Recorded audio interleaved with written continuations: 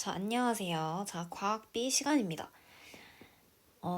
이제 중간고사가 끝나고 이제 첫 수업 시간일 텐데, 지난주에 이제 뭐 수업이 든 반도 있었지만, 사실상 뭐 거의 자습이나 뭐 영화를 봤었죠. 그래서 모두가 다 공통되게 첫 시간입니다.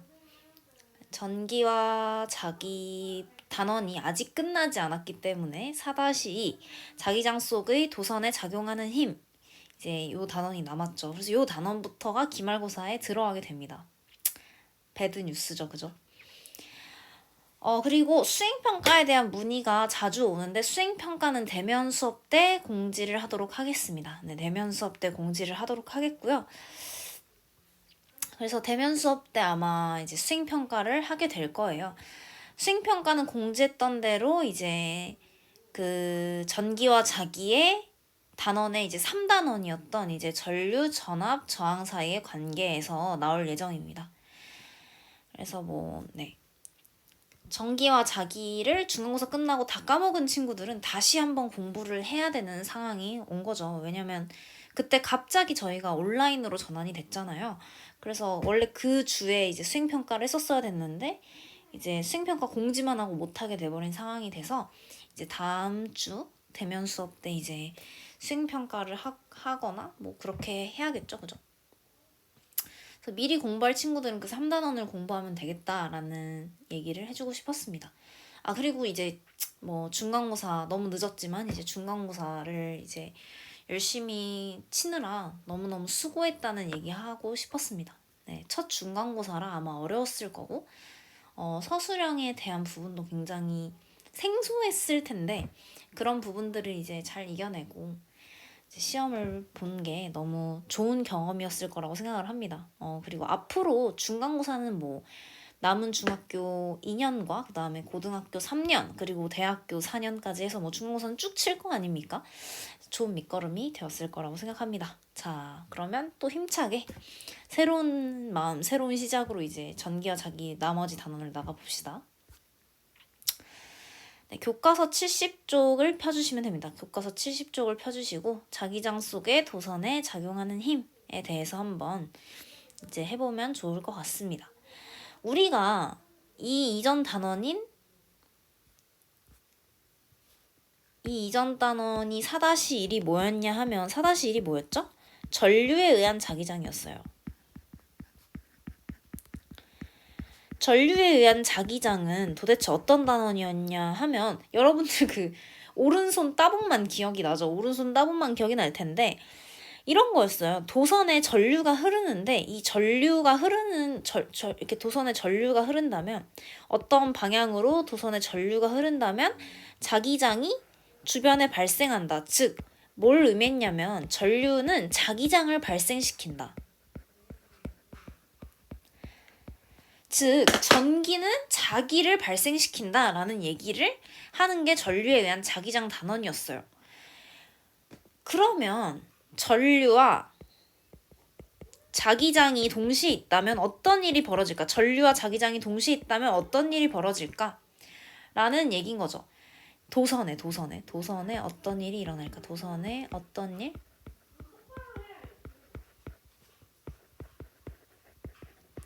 일어날까라는 거죠. 도선에 어떤 일이 일어날까? 자, 그러면 이제 얘를 굉장히 흥미롭습니다. 왜냐하면 사실 전류나 자기는 전류가 흐르는 것, 자기장이 뭐 생기는 것, 이런 것들은 사실 우리 눈에 보이진 않잖아요. 그죠? 그냥 전류와 자기장이 있나 보다라는 걸 나침반이나 혹은 뭐 전구를 연결하거나 해서 이제 우리가 간접적으로는 알 수 있죠. 전구에 불이 켜지면 전류가 흐르나 보다. 나침반에 자침이 움직이면은 자기장이 생겼나 보다. 이렇게 알 수 있는 건데, 간접적으로. 이제는 우리가 눈으로 볼 수 있는 어떤 현상이 일어난다는 거죠. 도선이 실제로 힘을 받아서 움직이게 되는 겁니다. 움직이는 건 우리 눈으로 보이니까 훨씬 더 잘 확인이 가능하죠. 그래서 이러한 현상을 이용해서 우리는 어떤 기기들을 만들어요. 기기들도 만듭니다. 그래서 과연 전류와 자기장이 함께 있을 때 도선에 어떤 일이 일어나며 이 도선에 어떤 일이 일어남으로 인해서 어떤 기기들이 발명이 되었을까? 이게 바로 4-2 자기장 속의 도선에 작용하는 힘의 핵심이 되겠습니다. 네, 좋아요. 핵심 개념은 당연히 자기장 속 도선에 작용하는 힘입니다. 근데 자기장 속에 단순히 도선에 작용하는 힘이 아니라 자기장 속에서 이제 도선에 전류가 흐르게 되고 전류가 흐르면 도선에 힘이 작용하게 된다는 거죠.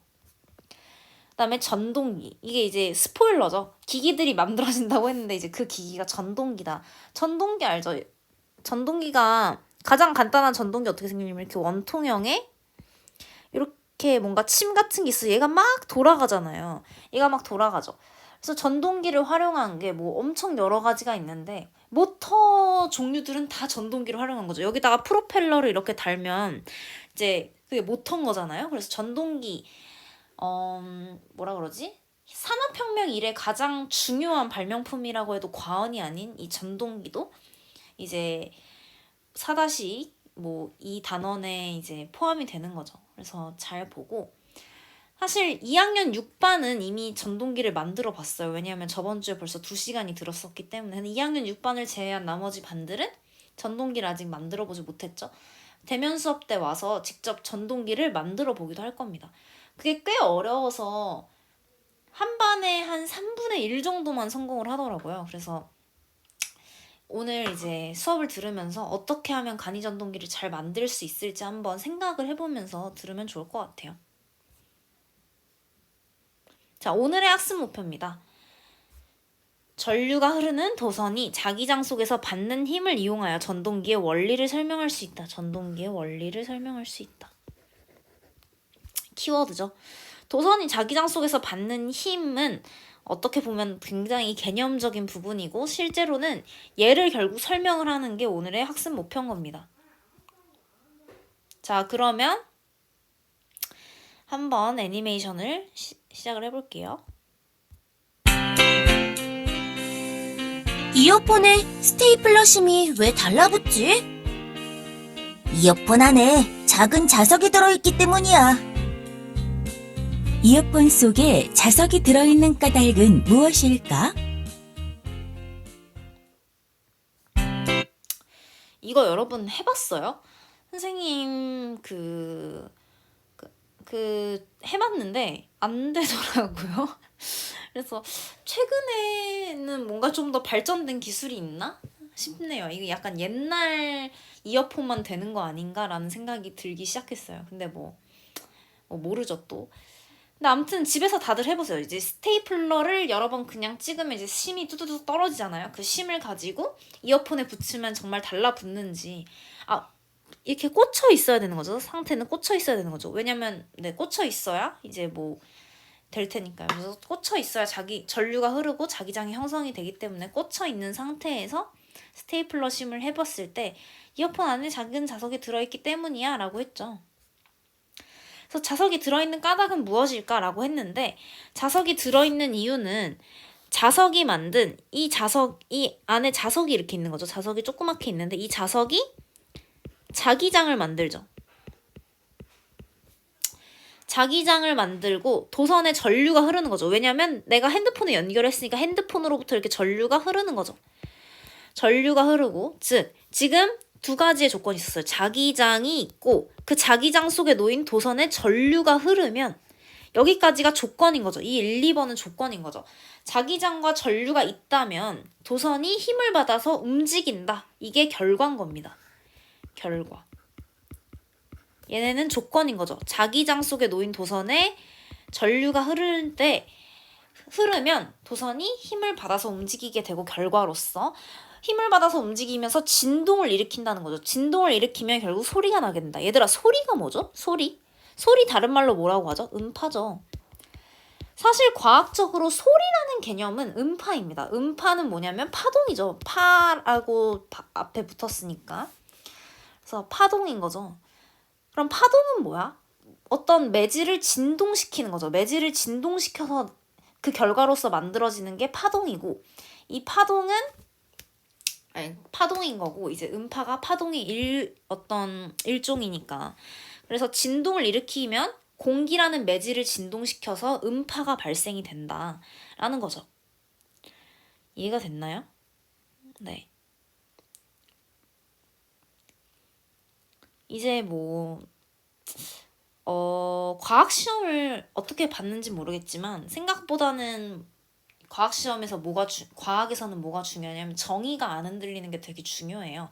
정의가 헷갈리기 시작하면 되게 쉬운 문제부터 틀리게 되죠. 그리고 응용을 할 때도 되게 불안하고. 그러니까 이게 예를 들어 도선이 힘을 받아 움직이면서 진동을 일으켜 소리가 나게 된다. 진동인데 왜 소리가 나지? 라는 의문을 가져야 되는 거예요. 그러면 이제 소리란 뭐지? 음파야. 음파란 뭐지? 파동의 일종이지. 그럼 파동은 뭐지? 매질을 이제 진동시켜서 나는 거. 이런 그런 연쇄적인 고민을 해야 하는 거죠. 자, 그러면 71쪽 아래에 있는 생각해보기를 한번 봅시다. 이번 시간에는 전류가 흐르는 도선이 자기장 속에서 받는 힘의 방향을 관찰하고 알아보겠습니다.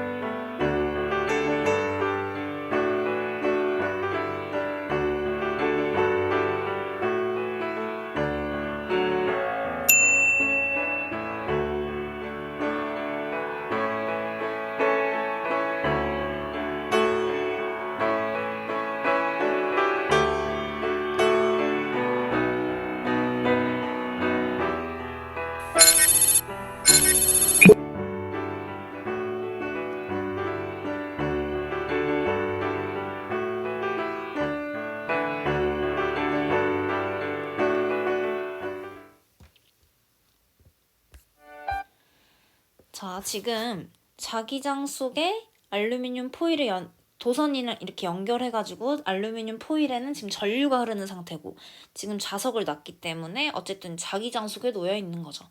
그럴 때 알루미늄 포일이 움직이긴 움직이는데 도대체 어느 방향으로 움직이고 그런 건 또 어떤 기준으로 움직인다고 말할 수 있는가에 대해서 지금 알아봐야 되는 거죠. 전류가 흐르는 도선이 자기장 속에서 받는 힘의 방향을 관찰할 수 있다. 결국 또 방향놀이 하는 겁니다. 우리 따봉 했던 거 기억나죠? 따봉은 뭘 의미하는 거였냐면 전류가 어느 쪽 방향으로 흐를 때 자기장이 어느 방향으로 형성되는가에 관한 거였어요. 그래서 우리가 세 개를 배웠죠. 직선 도선, 그죠? 그 다음에 원형 도선. 요게 기억이 안 난다. 그러면 이제 헛공부한 거죠. 그 다음에 코일. 이렇게 세 가지를 공부를 했었고 이 세 가지가 각각 다 비슷한 방식이었어요. 엄지손가락, 따봉을 해서 엄지손가락은 전류고 그 다음에 항상 나머지 네 손가락은 자기장입니다. 오늘도 이걸 똑같이 쓸 건데 똑같이 오늘도 엄지손가락은 전류, 그다음에 나머지 네 손가락은 자기장. 근데 오늘은 하나가 더 추가된 거죠. 얘네는 조건이잖아요.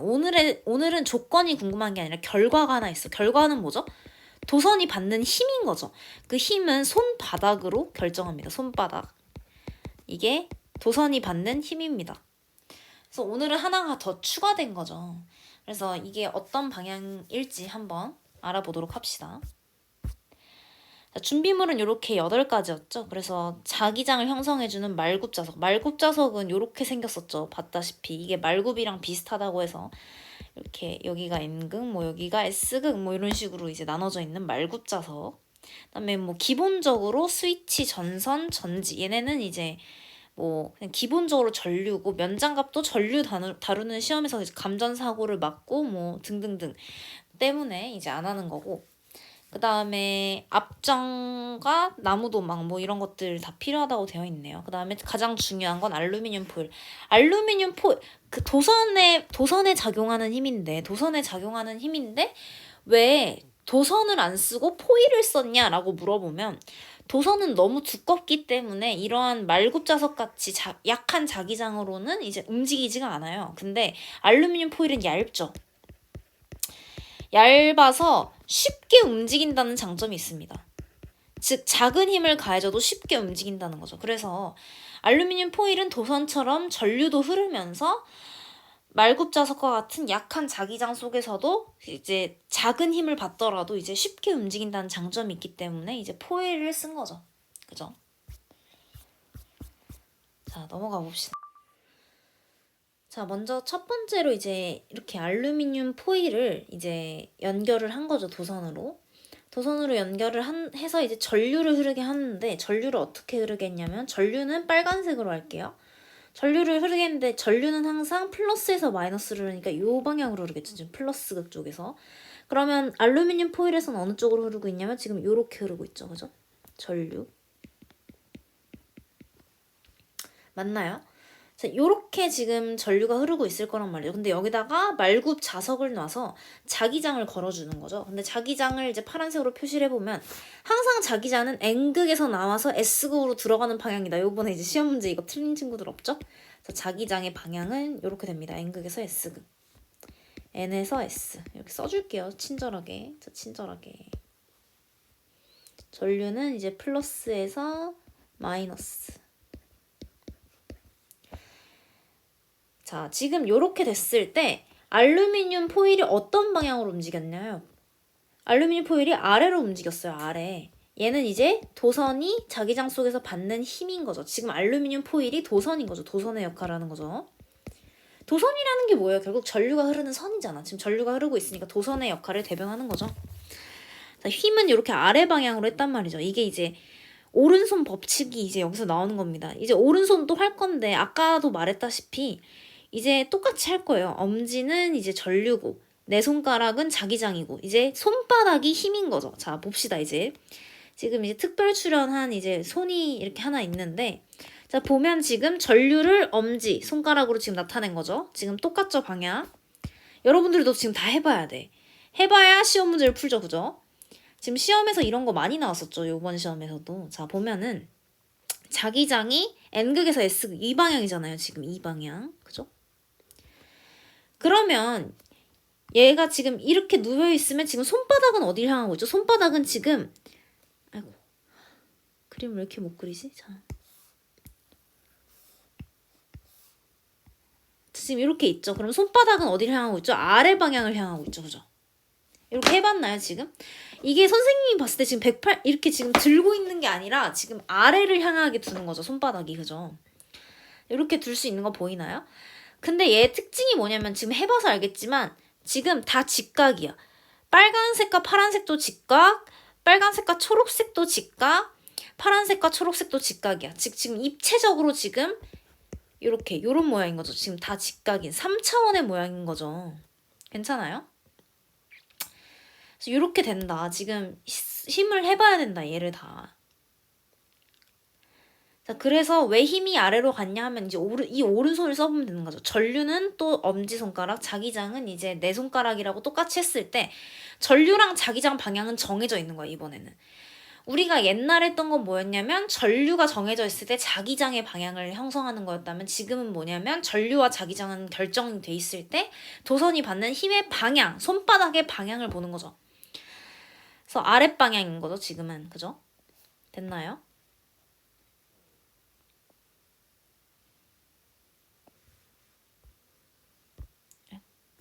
넘어가 볼게요. 자, 그래서 알루미늄 포일은 아래 방향으로 움직였다. 스위치를 닫았을 때. 자, 근데 플러스 극과 마이너스 극의 방향을 바꾼 뒤에는 반대로 위로 움직였다는 거죠. 이것도 한번 설명해 볼게요. 어떻게 됐는지. 자, 이번에는 플러스랑 마이너스가 바뀌었어. 여기가 플러스고 여기가 마이너스인 거죠. 됐죠? 자, 그러면 전류 방향을 다시 설정해보면 플러스에서 마이너스니까 이번에는 이쪽으로 와서 반대로 이쪽으로 흐를 거예요. 지금 엄지손가락도 이쪽인 거죠. 그죠? 해봐야 돼, 지금. 그 다음에 전류 써줄게. 전류. 자, 그 다음에 자기장의 방향은 여전히 N극에서 S극이니까 여전히 이쪽 방향인 거죠. 여전히 이쪽 방향인 거죠. 그죠? 그럼 이렇게 자동으로 손바닥이 위로 향해 이렇게 눕혀질 거예요. 그죠? 그럼 손바닥의 방향은 손바닥이 위를 향하고 있으니까 위 방향인 거죠. 손바닥 위 방향. 그럼 알루미늄 포일이 위로 향하는 이유가 설명이 되는 거죠. 힘. 자기장.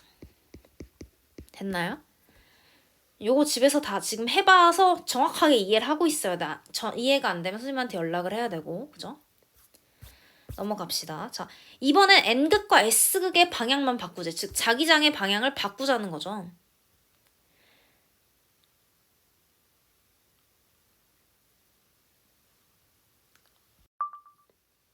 자, 보면은 지금 이 상태인 거죠. 아까 전류 방향을 한번 바꿨었잖아요. 이 상태에서 지금 뭐도 바꾸냐면 N극, S극까지 바꾸자는 거죠. 그럼 여기가 S고 여기가 N이 되는 거죠. 자, 이 상태에서 한번 또 해보자는 거죠.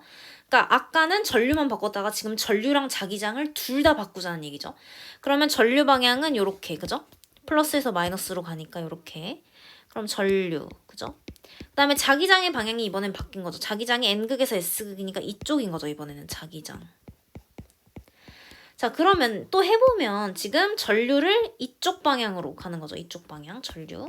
그런 다음에 자기장은 이쪽 방향이니까 결국 또 이거 손을 막 이렇게 이렇게 막 힘들게 돌려봐야 돼요. 힘들게 돌려보면, 이렇게 손목을 꺾어서 돌려보면 결국 손바닥이 또 아래가 있는 모양이 됩니다. 그러면 이렇게 손바닥이 밑으로 가는, 이 힘이 이렇게 밑으로 가는, 다시 내려간다는 거죠. 그럼 뭐야? 이게 전류나 자기장 중에 하나만 바꾸면 반대가 되는데 둘 다 바꾸면 어떻게 되는 거야? 다시 원래대로 돌아오는 거죠. 이해가 돼요? 하나만 바꾸면 반대가 되는데 두 개 다 바꾸면 다시 원래대로 되돌아오네. 요걸 기억하셔야 됩니다. 오케이? 자, 그래서 정리를 해보면 자기장 속에서 전류가 흐르는 도선은 전류와 자기장의 방향에 각각 수직인 방향으로 힘을 받게 되는 것이죠.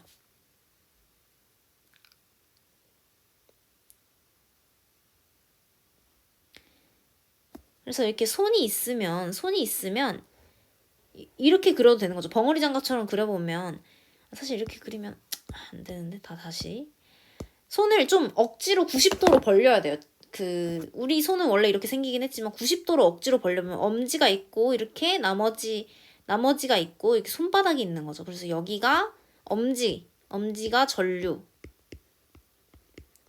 그다음에 나머지 네 손가락이 자기장, 손바닥이 향하는 방향이 이제 힘이 되는 거죠.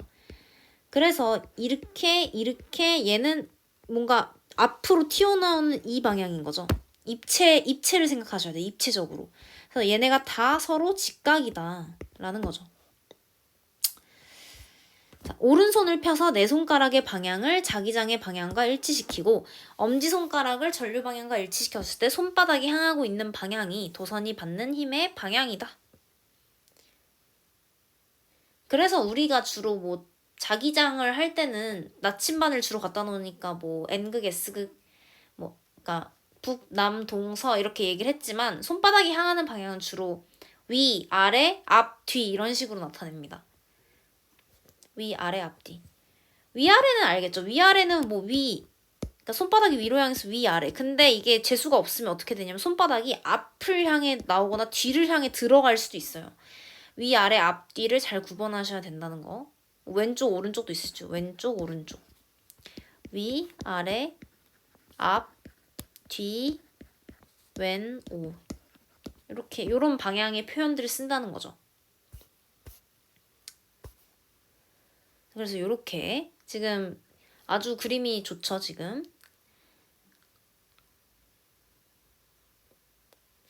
그래서 항상 자기장의 방향은 N극에서 S극으로, 자기장 파란색이었으니까 이 방향으로 가면 전류가 요 방향으로 가고 있으면 이대로 지금 손을 이렇게 놓으면 힘의 방향, 손바닥이 향하는 방향은 위가 된다. 그죠? 이렇게 힘의 방향. 자, 그럼 이게 얼마나 놀라운 일이냐면 계속 하고 있네. 자, 지금 전류 방향이 반대가 됐을 때 힘의 방향도 반대가 됐죠. 자기장의 방향이 반대로 되니까 힘의 방향 반대로 되고, 근데 자기장도 전류도 반대니까 힘의 방향은 다시 원래대로 처음으로 돌아왔어요. 자, 얘들아, 이게 얼마나 놀라운 얘기냐면 전류도 눈에 안 보이고 자기도 눈에 안 보여. 사실 전류랑 우리가 생각하는 그런 전기 에너지와 자기 에너지는 실제로 우리가 무언가 물체를 떨어뜨리거나 누군가를 미는 힘과는 전혀 관련이 없어 보이는데, 이게 무슨 의미냐면 전자기장을 걸어주면 어떤 물체든 움직일 수 있다가 되는 거야. 그 물체가 전류가 흐르고 내가 거기다가 엄청 크다란 자석만 갖다 놓으면 얼마나 무겁든지 상관없이 그 물체를 움직이게 할 수 있다는 거야. 이게 의미하는 게 그런 거죠. 내가 굳이 힘을 써서 무언가를 들지 않아도 혹은 힘을 써서 무언가를 움직이지 않아도 그 물체가 전류를 흐르게 할 수 있고, 그 다음에 거기에 합당한 자기 에너지, 자기장만 걸어줄 수 있으면 나는 그 물체를 움직일 수 있다. 어떤 내가 원하는 방향으로. 라는 거죠, 지금. 이게 엄청 놀라운 발견이었겠죠. 왜냐면 사실 전류도 자기도 아무것도 사실 힘이랑은 상관이 없어 보이는데 실제로 우리가 눈에 보이는 물리 에너지를 적용할 수 있게 되는 거잖아요. 자, 그래서 그걸 적용한 게 이제 전동기인 겁니다. 그러면 이렇게도 할 수 있겠네. 전류를 계속 걸어주고 어떤 일정한 방향으로 한 방향으로 계속 움직일 수 있다면 무언가를 굴러가게도 할 수 있지 않을까라는 이제 아이디어를 적용한 거죠, 전동기.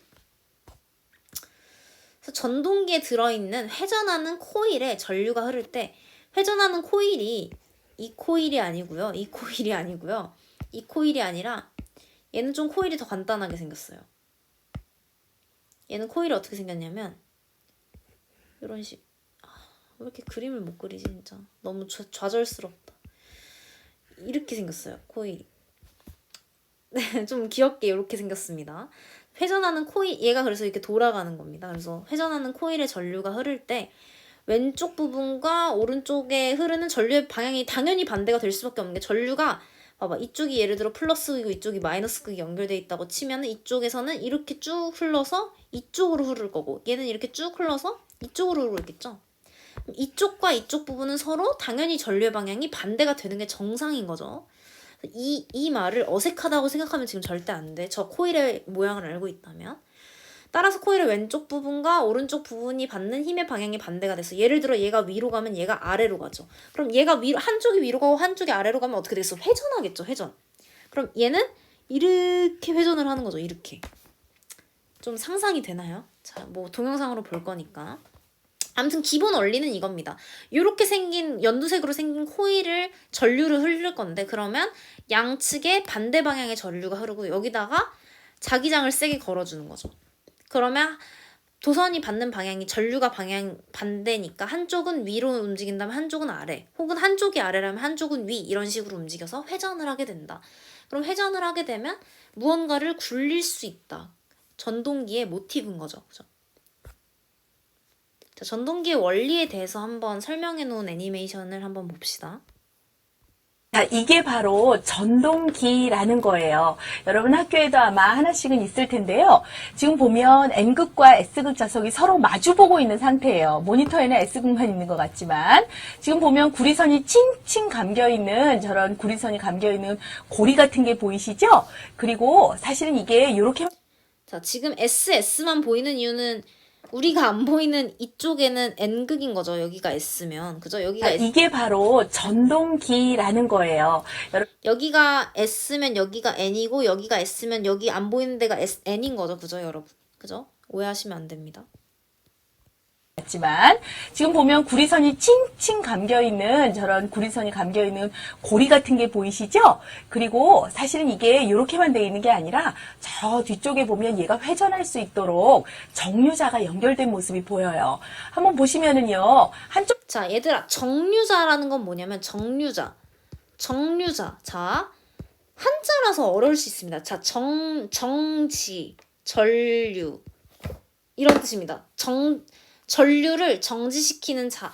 약간 이렇게 생각을 하면 되는데 전류를 정지시킨다기보다는 어떻게 해석을 하면 되냐면 전류의 방향을 잠깐 바꿔주는 거라고 생각하면 돼. 근데 그 사이에 방향을 바꿀 때는 당연히 방향이 바뀌면서 잠깐 정지하는 순간이 있어서 이렇게 부르는 것 뿐인데 다시 정류자라는 건 뭐냐면 전류의 방향을 주기적으로, 이 말이 되게 중요합니다. 주기적으로, 지 멋대로가 아니라 주기적으로 반대로 바꿔줘. 이게 왜 중요한지는 조금 이따가 한번 생각을 해봅시다. 방향으로 전류가 흐를 수 있도록 언제나 같은 방향에서 전류가 흐를 수 있도록 만든 정류자의 모습을 볼 수가 있는데 이쪽에 보면 양쪽에 발이 보이죠. 이 발이 연결이 됐다 안 됐다 하면서 언제나 같은 방향으로 회전할 수 있도록 해주는 정류자의 모습을 나타내고 있어요. 실제로 전기를 연결해 봅시다. 자, 검정색은 마이너스고 붉은색은 플러스죠? 전류를 공급해 볼게요. 스위치를 올리면 실제로 도는지 한번 볼게요. 스위치를 올렸습니다. 전동기가 돌아가는 모습이 보이시죠? 지금 보면 저 노란색 화살표 방향으로 전동기가 계속 같은 방향으로 회전하는 모습을 볼 수가 있습니다. 이제는 전류의 방향을요, 바꿔볼게요. 전류의 방향이 바뀌면 과연 전동기에는 어떤 변화가 일어날까요?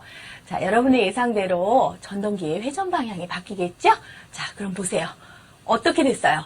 아까는 어떤 방향이었어요? 아까는 반시계 방향이었는데 이번에는 시계 방향으로 돌고 있는 모습이 보이시죠? 바로 이와 같이 전류의 방향에 따라서 전동기의 회전 방향을 조절할 수가 있겠습니다. 네, 전동기의 이제 뭐 원리였는데요. 이게 원리? 약간 전동기의 예시였는데 여러분들도 와서 이제 만들어 볼 거예요. 6반 친구들이 이제 먼저 전동기를 만들었는데 이제 만든 그 예시 영상을 한번 볼게요. 되게 잘 보네.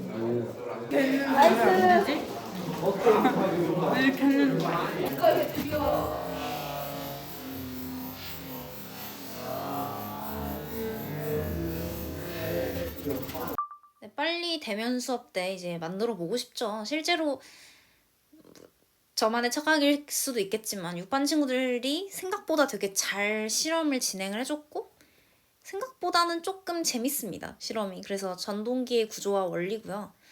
이게 어떻게 되냐 한번 봤더니 자, 지금 전류가 여기서는 이 방향으로 흐르고 있고 여기서는 이 방향으로 흐르고 있죠. 전류. 그죠? 전류가 이렇게 흐르고 있죠, 지금. 그러면 손바닥으로 해봐야 되죠. 지금 자기장의 방향은 계속 일정합니다. 자기장의 방향은 계속 오른쪽 방향이죠. 그럼 자기장 방향은 계속 오른쪽, 내 손가락의 방향 계속 오른쪽인데 엄지 방향이 바뀌는 거죠. 엄지 방향이 한 번은 위쪽이었다가 한 번은 아래쪽인 거죠. 자, 그럼 어떻게 되느냐 하면 손바닥이 향하는 방향이 얘는 아래가 되죠. 즉 힘의 방향이 아래가 되죠. 근데 얘는 힘의 방향이 손바닥이 위로 향하고 있으니까 위가 되죠. 어떻게 되겠어요? 그러면 얘가 이쪽 방향으로 돌겠죠. 즉 무슨 방향이라고 하지 이거? 시계 방향으로 돌겠죠. 시계 방향. 시계 방향으로 돌게 됩니다. 그래서 이렇게 모터가 달리는 선풍기죠. 지금 휴대용 선풍기 안에도 모터가 있는데 이 모터 안에 있는 이 전동기가 이런 구조로 있다. 근데 정류자가 어떤 역할을 하냐면 자, 얘들아 이걸 상상해봐 돼. 얘네가 360도를 돌면 상관이 없는데 180도를 돌았을 때 상상해봐. 180도. 180도를 돌면 전류 방향이 아예 반대가 돼서 또 반대 방향으로 돌겠죠. 그러면 어떻게 되겠어? 180도를 돌면 어떻게 되냐면 여기 N극이 있고 여기 S극이 있으면 얘가 이렇게 생겼을 때 얘가 어떻게 되냐면 전류가 지금 360도가 아니라 180도 돌면 전류 방향이 반대가 되면서 얘가 이번에는 여기가 아래로 가고 여기가 위로 가겠죠. 그럼 반대 방향으로 다시 돌려고 하겠죠. 그럼 얘는 180도마다 엎치락 뒤치락 하겠지. 한 방향으로 계속 도는 게 아니라. 그러면 얘는 어떻게 되냐면 정류자가 어떤 역할을 하냐면 180도가 돌았을 때 180도 돌았을 때 전류를 멈춰줘. 혹은 조금 뭐라 그러지? 고도화된 정류자는 어떤 역할을 하냐면 전류 방향을 바꿔줘. 이게 이 두 개 다 전류를 멈추면 관성에 의해서 돌던 방향대로 돌겠죠. 관성에 의해. 돌던 방향대로. 전류 방향을 바꿔줘도 돌던 방향대로. 결국 정류자가 뭘 하는 거냐면 얘가 한 방향으로 계속 돌 수 있도록